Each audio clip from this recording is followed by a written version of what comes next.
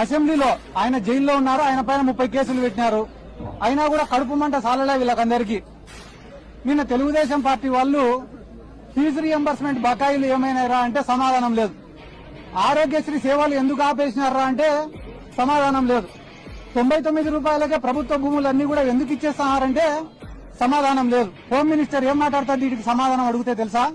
అంబటి రాంబాబు గారు ఇటు అన్నారంట, ప్రజలకు ఉపయోగపడే సమస్యలు 100 అడిగితే దానికి సమాధానం చెప్పకుండా అంబటి రాంబాబు గారు ఇటు అన్నారు.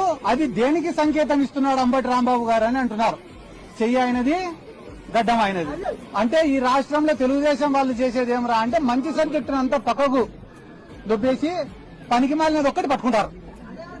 ఈ రోజు వాళ్ళు ఏమనుకుంటున్నారు టీడీపీ వాళ్ళంటే అంబటి రాంబాబు గారిని ఇబ్బంది పెడుతున్నాం, బాధ పెడుతున్నామని అనుకుంటున్నారు.